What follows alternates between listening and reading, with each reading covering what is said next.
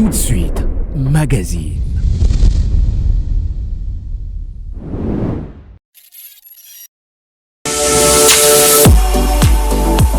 Vous nous suivez de partout, vous faites bien, madame, messieurs. Bienvenue dans ces nouveaux numéros de votre magazine Éduc-Presse. Éduc-Presse est de retour sur la RT Éduc. C'est l'heure de la vérité, le temps a sonné. Le patron de l'EPST avait-il convaincu ces derniers? Le professeur Tony Mwamba a convaincu les élus. Voir un projet lorsqu'on prétend... Prenez rendez-vous tous les vendredis à 15h juste et tous les samedis à 9h juste. Éduc-Presse, au-delà de l'actualité.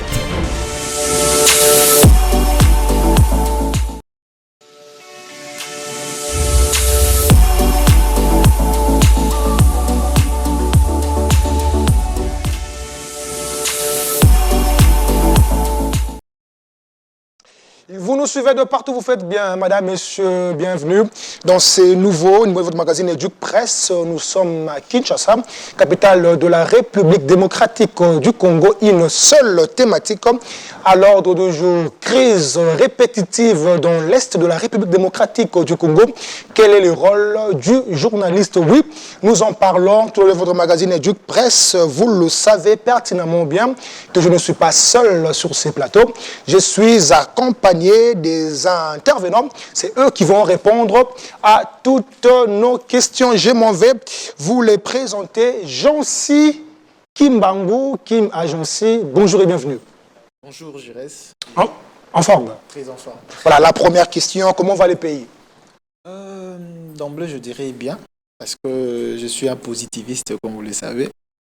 Bon, sur tous les plans, les pays va bien. Bon, je dis pas sur tout le plan, le pays va bien, je dis dans l'ensemble. Oui. Nous sommes quand même dans le bon, parce que vu les nouvelles que nous avons reçues par rapport à ce thème qui est pour moi très crucial, je pense que l'évolution est considérable et je ne peux que dire merci aux autorités de continuer à travailler pour que le changement dont nous recherchons soit vraiment assis et soit palpable aux yeux de tout le monde. Merci beaucoup, monsieur Jancy Kimbangu. Monsieur Gaëtan Koubaboranzi, Télé 50, bonjour et bienvenue. Bonjour Paul, merci pour l'invitation. Je profite pour saluer également mes confrères qui se trouvent être aussi mes co-débatteurs. Ouais. Je salue donc Jancy, je salue aussi Dan Zinc. Et voilà, j'apprécie bien le travail qu'ils font et c'est un réel plaisir de partager ce plateau avec eux. Selon vous, comment va les pays? Alors, nous ne sommes pas au bord du gouffre. Ça, Concrètement parlons. Concrètement parlons, le pays boitille jusqu'à ce jour. Ce que vous savez... Donc le pays bat de l'aile. Oui, le pays bat de l'aile. Le pays ne se porte pas bien. Ce n'est pas simplement une sorte de fièvre que nous avons, mais c'est une maladie qui se manifeste physiquement. Ce n'est pas une maladie psychosomatique, mais vraiment une maladie dont qui est réelle, qui est palpable. On recherche encore l'origine, le diagnostic concret. Non, mais les pays ne vont pas bien. Mais n'empêche que, quoi qu'on soit malade, on peut venir présenter une émission comme vous. Merci. Le chef de l'État qui fait des va-et-vient diplomatiques, mais en soi, à l'intérieur, il y a la crise alimentaire, il y a la crise humanitaire, il y a la crise économique, il y a la crise... Merci beaucoup, Gaëtan Kibabouronze.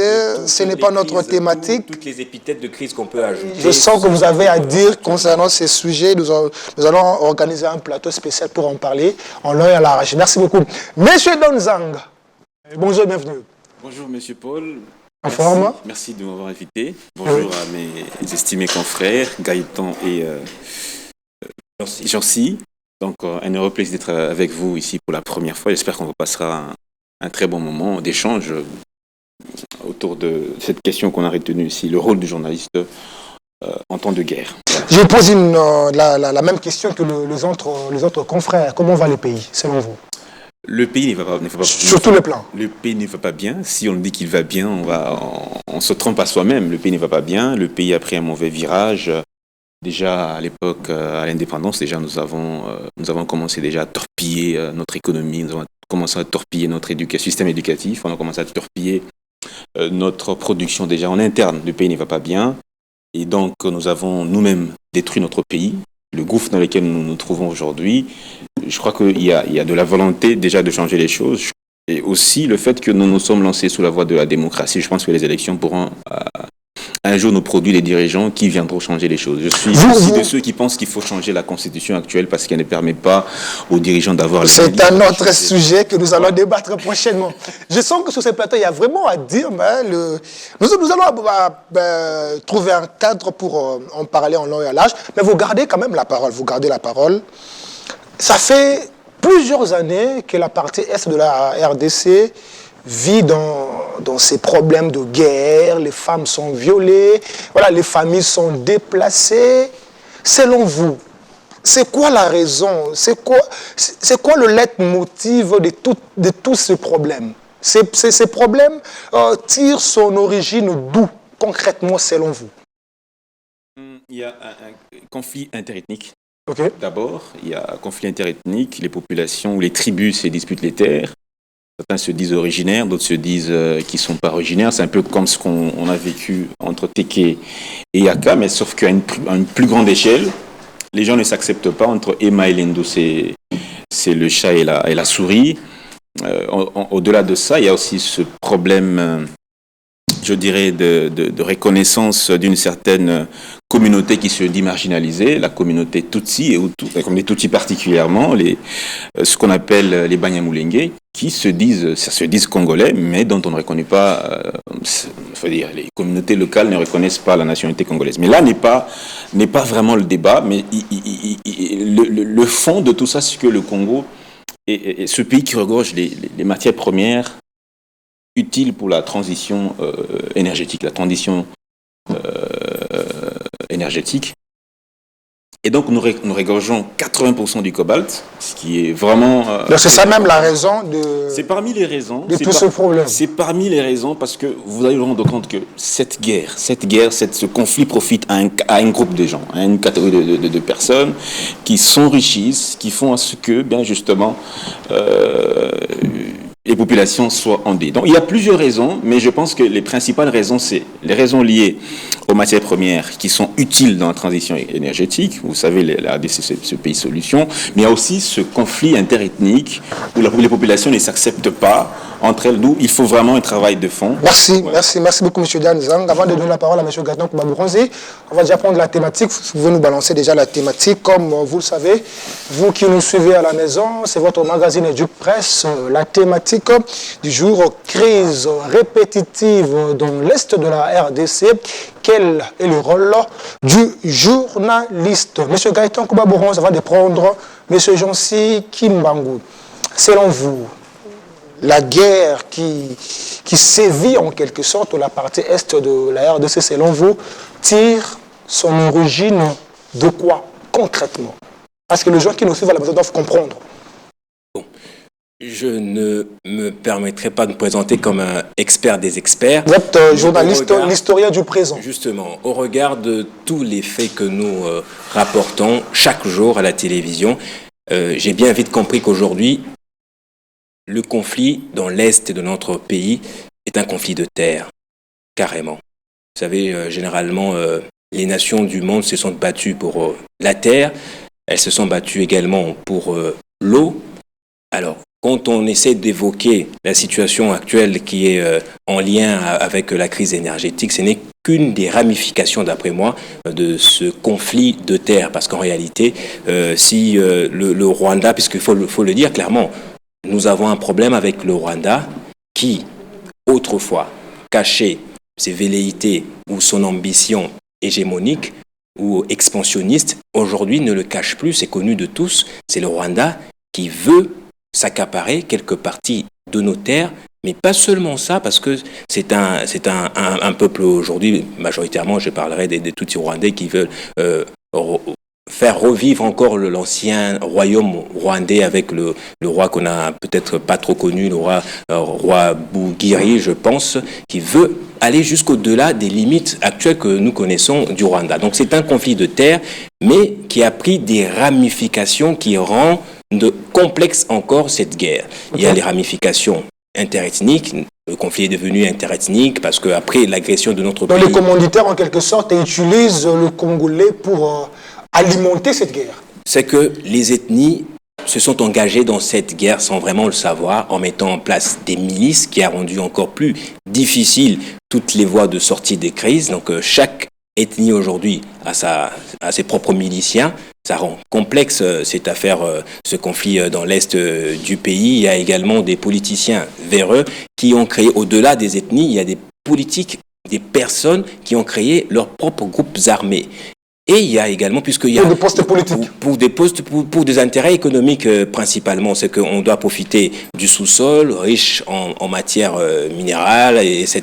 On doit profiter de cela. Mais aussi, si c'est possible, venir à Kinshasa pour occuper des postes politiques. Merci. Il y a également pour chuter aussi les multinationales qui, eux, ont vu, je dirais, ce chaos apparents dans l'est du pays. Ils sont venus aussi implanter leurs propres groupes armés aussi en exploitant les Congolais à leur propre détriment. Voilà. Merci beaucoup, M. Gaëtan Koumamouranze. M. José Kimbangou, la même question.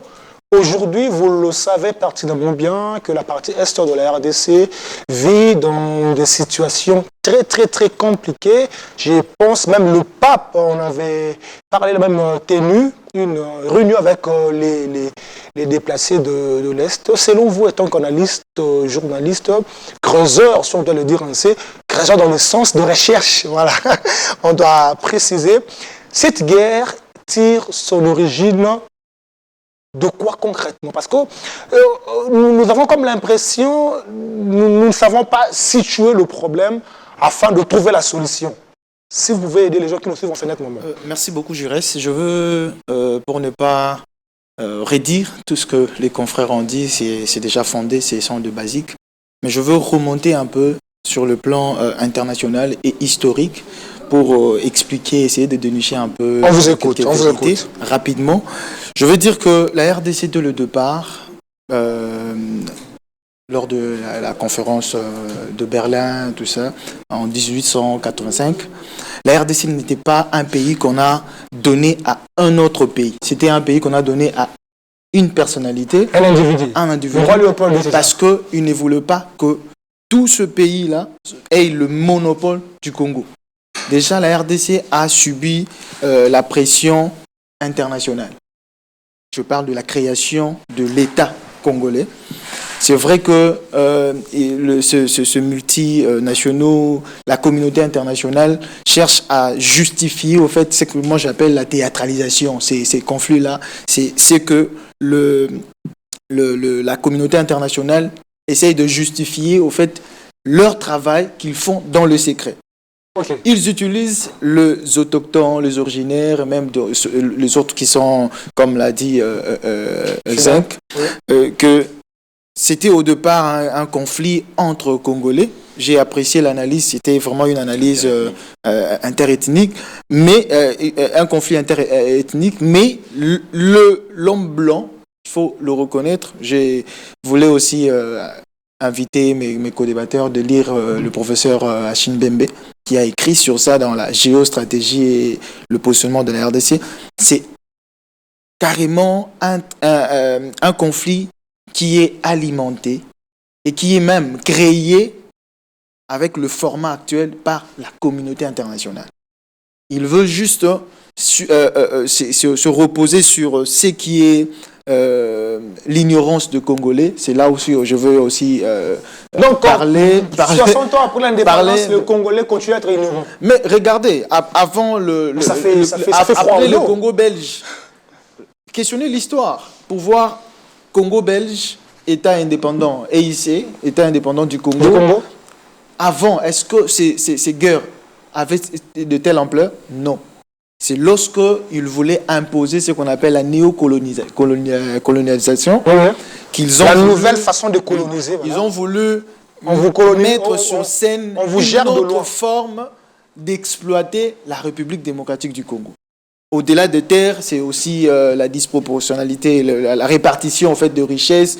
Nous avons beaucoup. Pourquoi les guerres le conflit interethnique au niveau de Téké et les autres ne prennent pas de l'ampleur autant qu'à l'est de la RDC. Parce qu'il n'y a pas assez de richesse. Vous voyez, il faut se questionner pour dire que les vraies questions, au-delà de conflits entre les ethnies, mais il y a une mainmise au niveau international. Merci Alors, beaucoup, monsieur si Jean-Jacques nous n'allons pas nous ouvrir, ouvrir nos yeux pour voir clairement le problème, nous aurons des analyses erronées et les solutions ne seront que temporaires.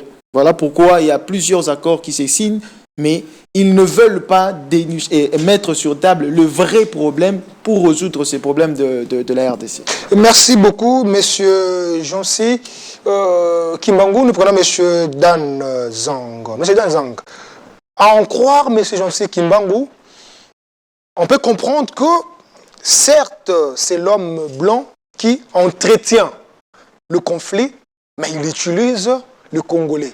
On peut dire que 60 ans après l'indépendance, plus de 100 ans, on va le dire comme ça, le Congolais continue à être ignorant concernant ces sujets. Ça fait froid au dos, ça fait très mal, ça fait très peur même. Déjà, quand vous comparez le Congolais de 60 et le Congolais de 2023, il y a une démarcation profonde. Le Congolais 60, c'était un Congolais qui avait notre aspiration. Le Congolais 60 voulait, en tout cas, se renforcer au niveau africain. Le Congo était un géant africain. C'était parmi les pays les plus avancés en termes de développement au niveau africain. Hein. On était vraiment une puissance africaine. Et à telle enseigne que même dans les années 70, le dollar américain et les zaïres équivalaient presque la même, comment dire. Mais la comparaison n'est pas raison, monsieur Dan. La comparaison n'est pas raison, mais comparer le Congo des 60 et le Congo de 2023, il y a cette forte démarcation. Et le Congolais, comment est-ce qu'on nous définit, nos Congolais? Comment est-ce qu'à l'extérieur, on nous définit? On définit comme étant des gens qui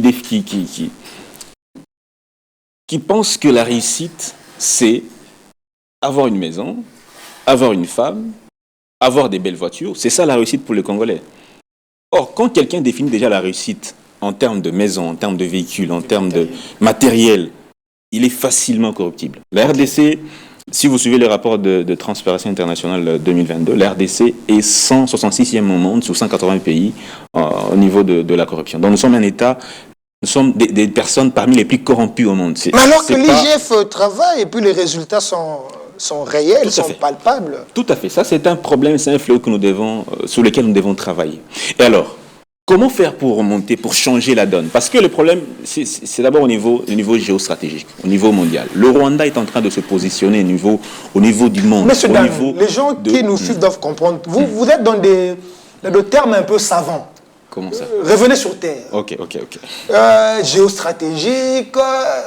Utilisez le terme simple pour que maman Terrandunda on a comprendre, comme le dit notre grand frère Israël. Maman Terrapondo on a comprendre. Ok. Soyez vraiment à terre. D'accord. Faisons comprendre les gens qui nous suivent à la maison la quintessence de ce que nous avons sur ce plateau. Je vous redonne la parole. On vous écoute. Le Congolais ne travaille pas sur sa crédibilité au niveau international. Aujourd'hui, quand les grandes puissances ou les multinationales regardent l'Afrique centrale, qui est le berceau, l'Afrique centrale qui est cette partie du monde qui est très importante aujourd'hui dans la transition écologique, on regarde la crédibilité d'abord. Qui est crédible? Est-ce que le Congolais est crédible? Comparé à ce que nous voyons à l'extérieur, le Rwanda est en train de se bâtir une réputation au niveau international, sur laquelle nous ne travaillons presque pas. On va se plaindre demain que le Rwanda nous agresse sans que nous ne posons pas les vraies questions. Okay. Vous comprenez? Et donc, nous avons la responsabilité de travailler sur notre propre crédibilité. D'abord, la RDC, c'est une vache laitière du monde entier, comme l'a dit Jancy, mais nous devons faire un effort pour changer le paradigme. De quelle manière? En travaillant sur nous-mêmes, au niveau interne. Changer la donne. Nous devons faire comprendre au monde entier que nous sommes redevenus crédibles, nous sommes des personnes, des interlocuteurs valables avec qui vous allez négocier. Mais aussi longtemps que le chef de l'État ne cesse de faire dans ses voyages diplomatiques. Non, les voyages ne suffisent pas. Il faut travailler au niveau interne. Déjà, nous accordons combien à notre éducation en termes de budget? Or, une nation sans un budget conséquent pour l'éducation, c'est une nation qui est vouée à l'échec. Sans éducation, vous ne pouvez pas penser à redresser votre système économique, avoir une élite, parce que le changement d'un pays, c'est d'abord l'homme. L'homme doit être placé au centre, c'est la première richesse.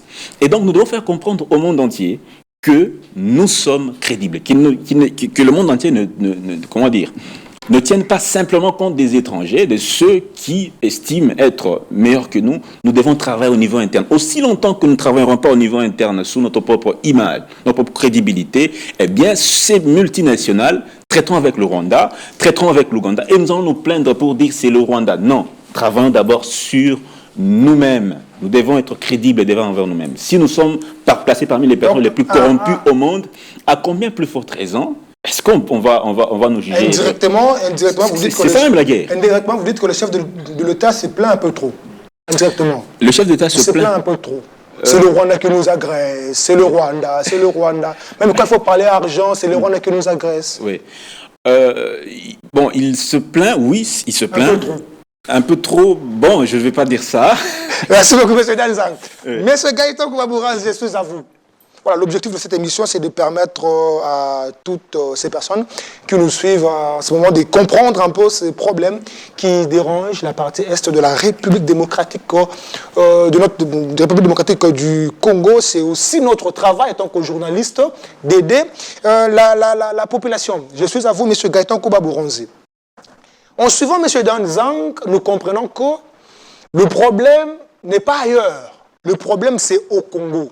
Si nous changeons de paradigme, naturellement, le problème est résolu.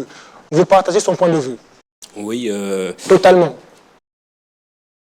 Totalement, je dirais oui. Nous faisons maintenant partie du problème, en réalité. Parce que depuis que l'agression de notre pays a débuté, c'est qu'on n'a pas fourni un effort pour construire un Congolais quand même digne. Je vais reprendre l'adjectif de mon... c'est trop fort, ça, c'est trop fort. De mon confrère Dan, c'est que on n'a pas construit un Congolais crédible. Aujourd'hui, tout se joue en termes d'image. J'aimerais souligner ceci. Je ne pense pas que la communauté internationale n'est pas prête à collaborer directement avec nos dirigeants. Je ne pense pas. Est-ce que nos dirigeants, je vais emprunter le mot de M. Dan, est-ce que nos dirigeants sont-ils crédibles? Ils ne le sont pas, malheureusement. Le député national Thomas Louaka l'a dit récemment lors d'une conférence avec des journalistes que nous avons une image exécrable. Ça, c'est encore plus dur que la crédibilité simple. Nous avons une image exécrable sur le plan mondial. Qu'est-ce que ça veut dire? Ce n'est pas un voyage ou 100 voyages qui peuvent changer cette image. Pourquoi? Parce que nous sommes revenus un peu à l'état indépendant du Congo où encore les multinationales ou les puissances mondiales pouvaient entrer au Congo, l'État est ici à l'époque, sans passer par les dirigeants, sans passer par les autochtones, sans passer par les indigènes. Nous sommes redevenus un peu cet État, un État poreux. On peut y entrer par n'importe quelle manière. Aujourd'hui, on a des pays qui sous-traitent nos minerais, malheureusement. On ne sait pas négocier directement avec nos dirigeants et ce n'est pas le voyage simple qui peut changer ça. Pourquoi? Parce que ces puissances nationales mondiales qui ont de représentants ici, qui négocient, qui partent directement avec nos organisations de la société civile, ils ont de données un peu concrètes sur notre pays. Donc on peut beau aller rencontrer les investisseurs allemands, les investisseurs turcs, leur dire que non, les climats des affaires est amélioré chez nous. Il suffit pour ces puissances mondiales de téléphoner. Je vais renchérir. Oui. Quand ces investisseurs viennent en RDC, on le voit dans des boîtes de nuit avec les jeunes filles. Ils ne sont pas venus, des vrais investisseurs, un vrai investisseur ne peut pas se permettre de venir. Il faut être, je dirais, un peu un magouilleur à la base pour venir. Un coopérant pour venir s'aventurer. Excusez-moi de donner cette image de mon pays comme ça. Donc les vrais investisseurs ne vont pas comme ça. Ils vont dans leur pays. Il se renseigne sur la nation où il va investir.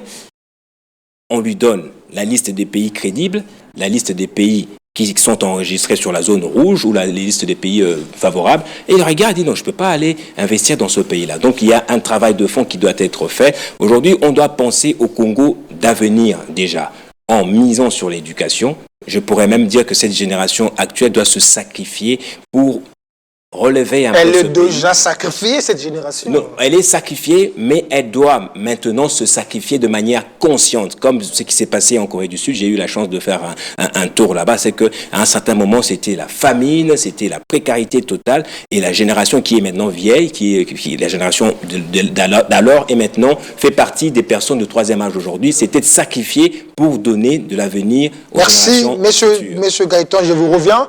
Monsieur Jonsi Kimbangu, alors que M. Gaëtan parlait, vous étiez en train de griffonner, je sens que vous avez des choses à dire.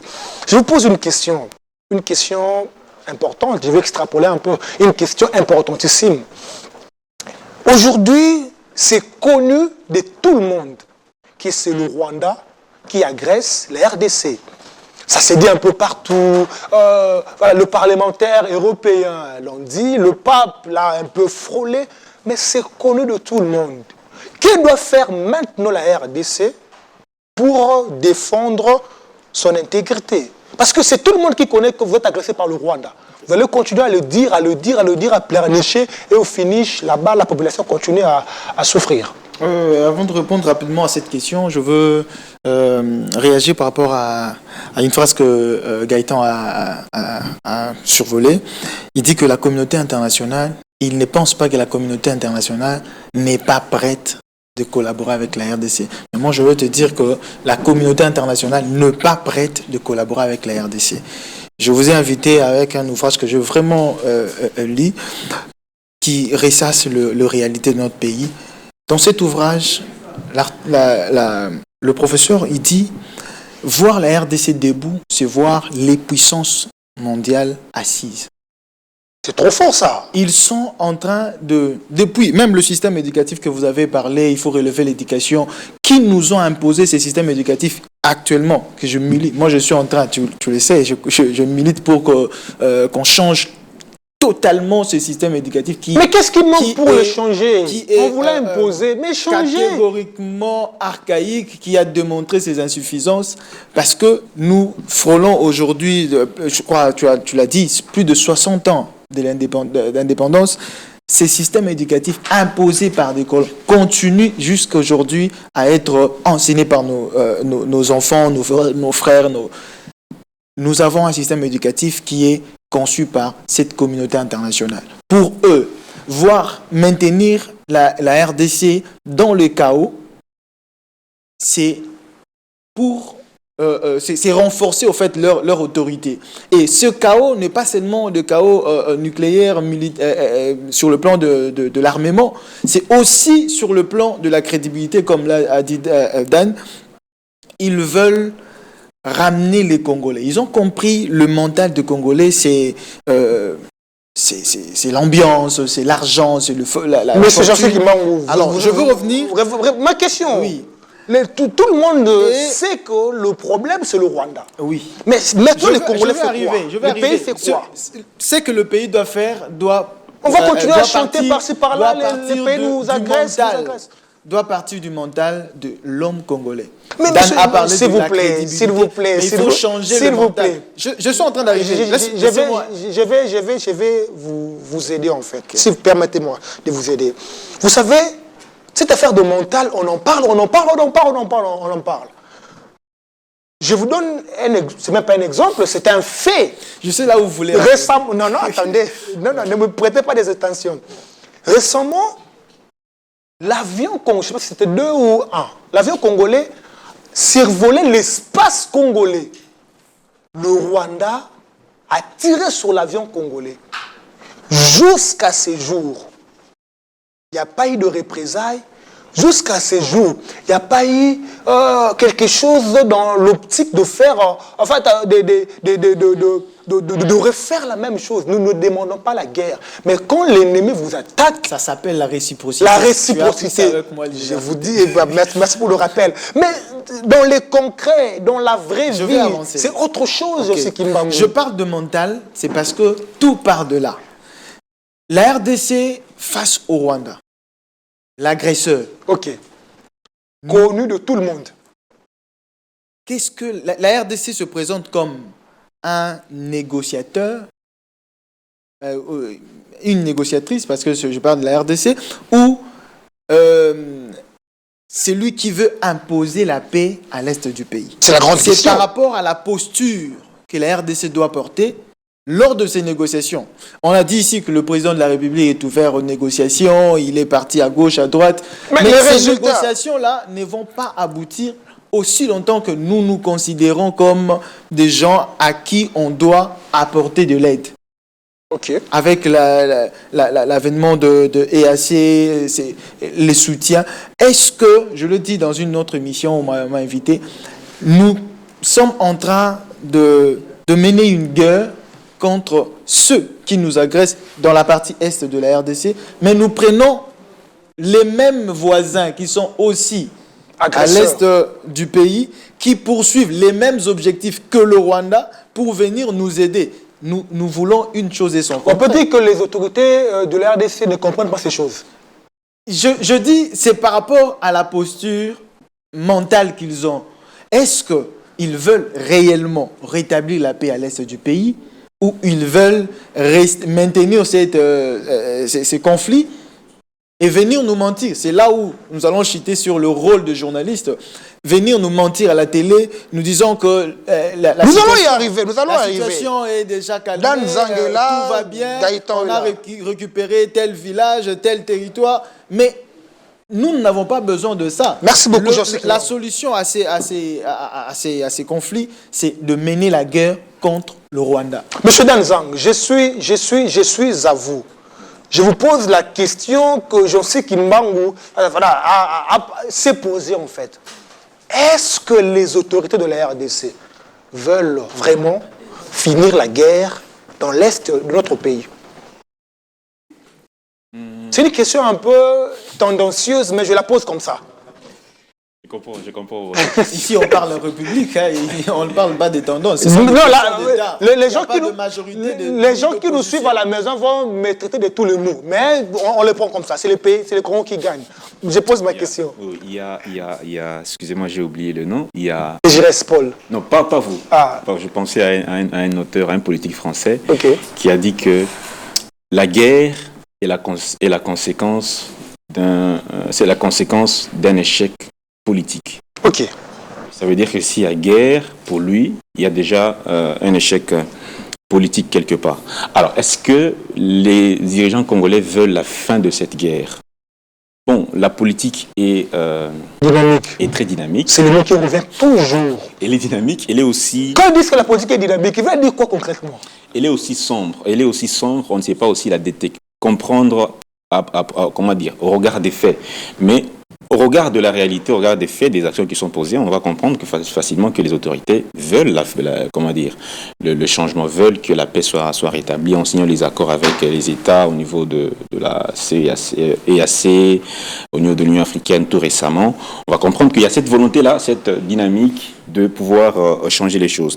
Mais cette guerre va s'inscrire dans une circonstance un peu d'une moindre mesure, dans le sens où il faudrait que nous, en tant que nation, nous commencions à penser à la RDC de 100 ans, dans 100 ans, la RDC dans 200 ans. Comment imaginons-nous notre pays dans 200 ans? Comment imaginons-nous notre pays dans 300 ans? Là, il rejoint l'aspect mental. Oui, Je vais vous révéler. mais aussi Continuez. mental, mais Vous aussi, êtes trop... Quelle posture hein? Ils n'ont pas Oui. une posture Vous êtes dans... C'est-à-dire que nous devons avoir une vision. Où est-ce que nous allons? Donc le pays n'a pas de vision. Si, on a une vision, mais nous devons avoir une bonne vision. Ok. Vous comprenez? On doit avoir Une bonne vision. Une bonne vision. C'est-à-dire quoi? Savoir, comme je l'ai dit, où est-ce que nous allons. Et en sachant où nous allons, des moutons, des panurges. Voilà. en sachant où nous allons définir une politique de guerre dans l'est de la RDC. Vous comprenez? Déjà, moi, je suis un peu mal à l'aise quand je suis très content de la politique que mène le chef de l'État. Je crois que le problème avec lui, peut-être que c'est quelqu'un qui est très mal entouré, très mal conseillé, où les gens qui sont autour de lui veulent généralement tirer leur propre profit au détriment de l'intérêt général. Et donc, dans cette volonté-là, il doit faire un effort de bien s'entourer. Nous avons des professeurs d'université qui ont fait des grandes universités, Paris, tout ça. Ils doivent se mettre ensemble. Moi, Les personnes qui ont tué ces pays, ce sont les professeurs. Oui. Qui ne manquent pas dans cette Bien sûr, approche. ils ont quand même la science. J'ai suivi professeur Evariste Bochab par rapport à la science qu'il donne et ce qu'il fait sur... bon, je ne vais pas aller sur lui. Voilà, mais répondez à ma question. Tout le contraire. Non, s'il vous plaît, il répond à ma question. Pas des attaques personnelles. Tout à fait. Nous pouvons nous limiter simplement à exploiter leur matière grise, leur science. La politique se gagne comment? Selon moi, je ne suis pas un stratège, mais à mon analyse, à ma compréhension... Ils nous suivent, ils peuvent apprendre. Tout à fait. Voilà. Au niveau de l'armement, nous devons avoir une politique d'armement. Comment est-ce que notre pays s'arme? Dans la politique d'armement, il y a les recrutements des jeunes, des nouvelles unités, il y a des infrastructures militaires, il y a tout ça dans l'armement. À part ça, il y a également l'information. La thématique que vous avez retenue ce matin, l'information. Comment est-ce que aujourd'hui la guerre, les puissances qui gagnent des guerres aujourd'hui, ils se basent essentiellement sur l'information. Celui qui a l'information a le pouvoir. Est-ce qu'au niveau interne, nous avons une politique visant à capitaliser ou rechercher les bonnes informations au niveau même des renseignements pour que nous soyons efficaces au niveau de l'information. Okay. Au niveau des alliés, même des journalistes, nous devons être pris en charge. Quelle est la politique interne d'abord au niveau de la gestion de la guerre? Non. Est-ce qu'il y a une politique? Il y a des éléments de langage. Nous avons des chaînes nationales, il y a des chaînes privées. Est-ce qu'il y a des éléments de langage que l'État nous a offert pour dire pendant cette période, vous devez communiquer comme ça? Je ne sais pas s'il y en a. Je ne vais pas critiquer. Il y a les alliés. Vous chutez déjà, vous chutez. Je chute. Les alliés et la technologie. Dans les alliés, nous pouvons avoir ces États-là qui peuvent porter la cause de la RDC. Exemple, l'Ukraine. Aujourd'hui, l'Ukraine est portée par l'OTAN, les Occidentaux. Le Congo est porté par qui? Le Congo est porté par qui? Qui sont ces États qui peuvent nous aider? C'est vrai, dans les relations internationales, il n'y a que les intérêts qui priment. Mais qu'est-ce que nous offrons à ces États-là qui se classeront parmi nos alliés, des alliés? Nous pouvons faire des garanties. OK, monsieur tel, État tel, OK, voici les garanties que nous vous offrons. Aidez-nous à gagner, à faire ça, et voilà ce que nous allons vous offrir. Merci beaucoup, monsieur Dan Zang. Je pense que les gens qui nous suivent à la maison comprennent de quoi nous parlons. Voilà. Je pense que nous devons maintenant toucher la thématique dans son cœur. Monsieur Gaëtan Koubambouranz, la crise, elle est là. La crise est répétitive dans la partie est de la République démocratique du Congo. Quel est le rôle du journaliste? On vous écoute. Alors, si vous me permettez de répondre rapidement à mon très cher et estimé confrère Jancy qui m'a contredit justement quand j'ai dit que la communauté internationale n'était pas prête à nous accompagner ou peut-être à collaborer avec nous. Je voudrais bien faire une nuance là-dessus, c'est que la communauté internationale ne sera jamais contente que nous soyons une vraie puissance. Mais nous n'en sommes pas encore là. Nous sommes encore noyés. Nous voulons juste sortir la tête de l'eau. Et pour ça, elle ne peut pas se refuser, par exemple, de collaborer. Voilà, vous répondez à ma question. Non, justement. Vous avez déjà réagi, vous maintenant répondez à ma question. Si des nations comme l'Ukraine, historiquement très proches de la Russie, quand on lit la géostratégie, on lit même l'histoire, on va comprendre que les Ukrainiens et les Russes sont pratiquement un seul et l'ont été dans le passé, ils ont combattu ensemble. Si aujourd'hui l'Ukraine s'est permis en tant que pays de rejoindre ou de vouloir rejoindre et l'OTAN et l'Union européenne, c'est parce que le pays a voulu jouer à un autre jeu. Merci beaucoup, M. Gaëtan. La géostratégie, étant donné que c'est un jeu, on peut aussi apprendre à jouer à ce jeu-là, à chercher des partenaires qui seront importants pour nous, sortir la tête d'abord de l'eau qui nous noie. Voilà, alors merci pourquoi est-ce beaucoup. que la politique écrite et la politique visible que nous faisons ne marche pas? Parce que, je me répète, quand par exemple on donne 100 000 $ à quelqu'un, au pays ici, on va dire que nous sommes un pays crédible où la chaîne des dépenses est contrôlée, mais concrètement, ce n'est pas le cas. Lorsque, par exemple, à l'époque, il y a 2 années passées, on change la Cour constitutionnelle, Monsieur Gaëtan, on n'en parle pas ici, on observe et on voit combien on n'est pas crédible. C'était pour répondre à mon ami que c'est possible de jouer à ce jeu-là et chercher des vrais partenaires qui peuvent nous aider à sortir d'abord de ce marasme économique, mais après... Les enfants qui nous suivent doivent comprendre de quoi nous parlons. Répondez à ma question. Oui, pourquoi est-ce qu'il fallait que je termine ça? Déjà dit. Le journaliste, son rôle, est d'abord un citoyen. Il est naturellement patriote. Mais de surcroît, le journaliste il fait un métier qui se trouve je dirais, à la médiane entre le politique et la vie citoyenne. Aujourd'hui, je ne voudrais pas que nous, journalistes, confondions notre rôle qui soit essentiellement d'accompagner le pouvoir. Le patriotisme ne Le veut pas rôle est dire... de informer, former et divertir, je pense. Le premier rôle du journaliste, c'est de rechercher l'information Oui. et de le mettre à la disposition du public. C'est même la définition de l'information, RTVG1. Justement. Mais pas n'importe quelle information, Oui. l'information qui permet aux citoyens de comprendre d'abord son entourage. Ce qui fait que, s'il vous L'information plaît, est un fait socialement significatif quand le journaliste rapporte après lui avoir donné une forme. j'ai dit justement, c'est Voilà. de donner de l'information qui permette aux citoyens de comprendre son entourage. Un habitant qui habite, un paysan qui habite, je sais pas, Kingabois doit comprendre ce qui se passe à Kingabois, il doit comprendre ce qui se passe à Kinshasa, ce qui se passe en RDC et ce qui se passe dans le monde. C'est ça, pour moi, l'information doit avoir Mais cette pendant ce valeur moment de guerre, là. quel est le rôle du journaliste? Alors, pendant ce temps de guerre, on doit être patriote, c'est-à-dire soutenir la patrie, mais on ne doit pas tomber dans la partisanerie, ce qui veut dire fermer les yeux sur tout ce que peut faire le pouvoir en place qui soit contraire aux intérêts de la population. Merci beaucoup, M. Gata On doit Koubaboura. chercher à trouver cette nuance-là entre être patriote et ne pas tomber dans la partisanerie, ne pas tomber comme agent du pouvoir. Merci beaucoup, M. Gaëtan Kouabouranzi. 3 ans avant, je pense que vous tenirez ce même discours. Ah, Après ou avant? mais c'est Jean-Cyr Kimbangu, je suis à vous. Si on revenait 3 ans en arrière, oui. vous aurez le même discours. Si j'avais eu le même discours dans le Si passé. vous aurez le même discours. 3 ans avant. Après ou avant? Non, 3 ans avant, Il c'est... parle de régime. Voilà, vous aurez le même discours. Je ne sais pas si après cette émission, je serais peut-être parti Merci beaucoup. en consultance quelque part. Voilà, avec les agents Jean-Cyr de la Kimbangu. guerre. Jean-Cyr Kimbangu, l'État nous a imparti le rôle du journaliste pendant ce moment de crise. Ok, pour ne pas rebondir sur les définitions Voilà. des journalistes, journalisme, moi je voulais prendre d'abord l'axe, je dirais trilogique, bien que tu ne veux pas qu'on dise les mots tels que ça s'est dit. On vous écoute, doctorant. Ouais. Nous avons, comme l'a dit Dan, dans ces conflits, nous visons aussi l'espace international. C'est-à-dire qu'il faut bien vendre l'image du pays pour que les investisseurs viennent, pour que nous maintenions la bonne collaboration entre la RDC et les autres pays. De deux, nous avons l'obligation, en tant que journalistes, de véhiculer des informations pour non seulement apaiser la population, mais leur donner l'information vraie et vérifiable. Ok.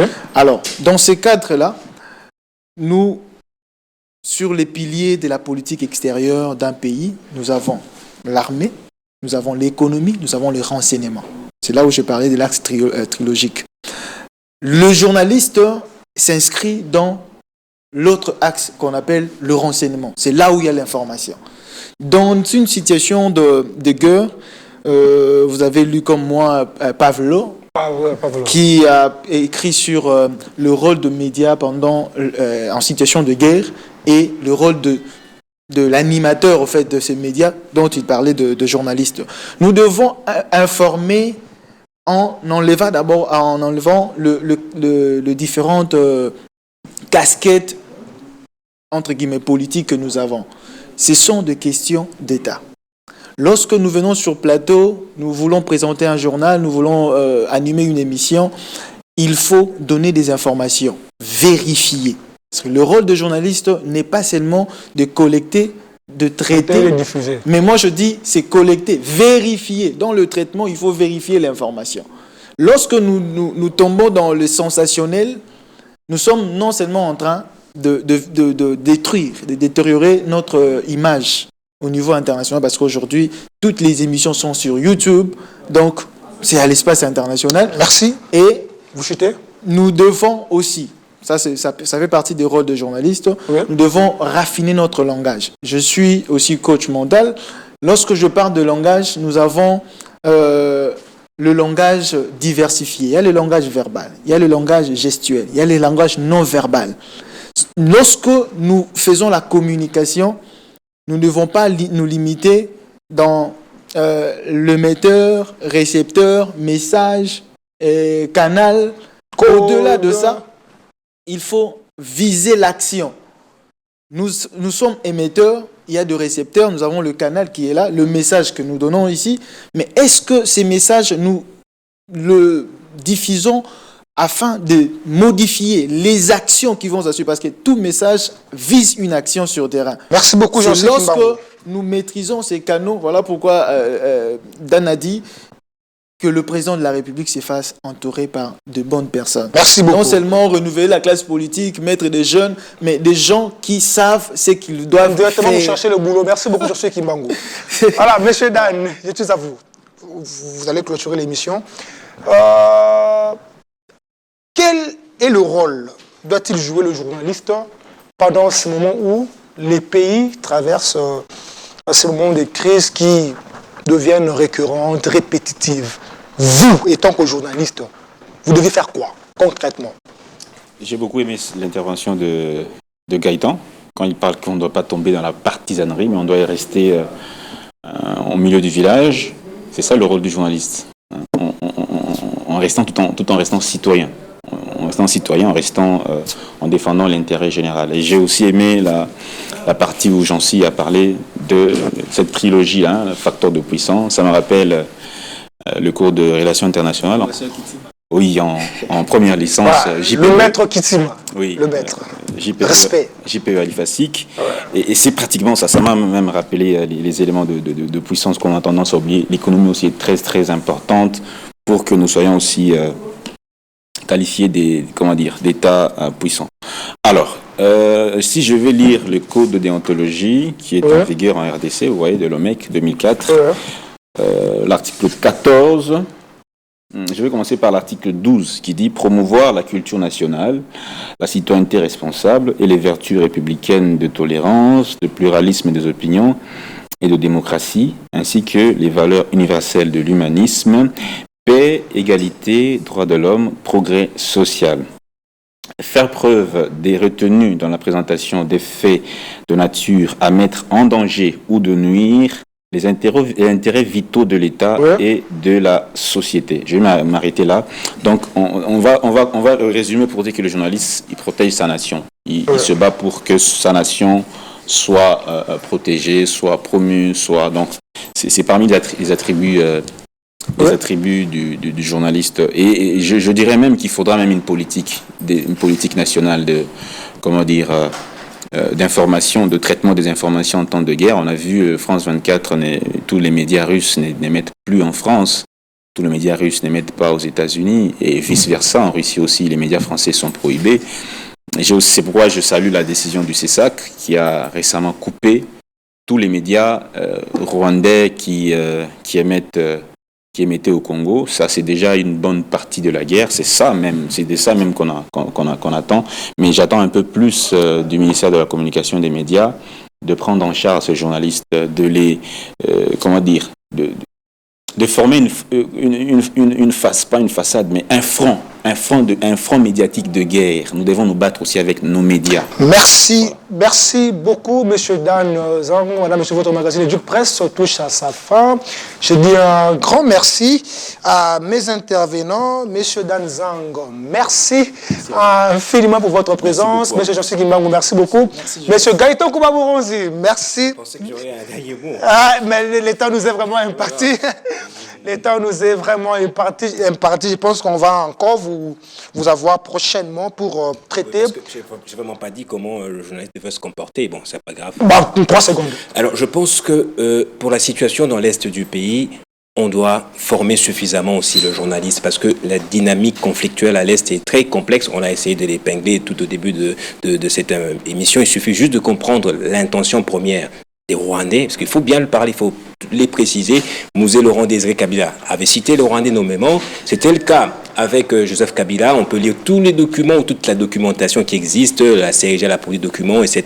On va voir que c'est souvent le Rwanda qui est le nœud de tout le problème. Et le journaliste doit être formé pour que lorsqu'il va commencer à donner l'information, qu'il ne tombe pas non plus dans la désinformation, parce que ça ne dessert pas, non plus. Ça dessert plutôt la désinformation. Merci. Il informe convenablement afin de soutenir notre armée. Merci beaucoup, Monsieur Gaëtan Kouba-Bouronzi. Votre magazine Éduc Presse touche à sa fin. Je dis un grand merci à la grande équipe technique, Monsieur Messi, qui était à la réalisation, M. Denis Mateta, preneur de son, David Roussimane, merci beaucoup, Aloïs Sebimangou, merci infiniment. Permettez-moi de souhaiter une heureuse fête d'anniversaire à un téléspectateur, monsieur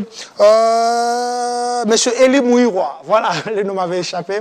Monsieur Eli Mouiroy, que cette nouvelle année vous apporte beaucoup de bonnes choses. Madame, messieurs, paix et grâce dans vos familles. Au revoir.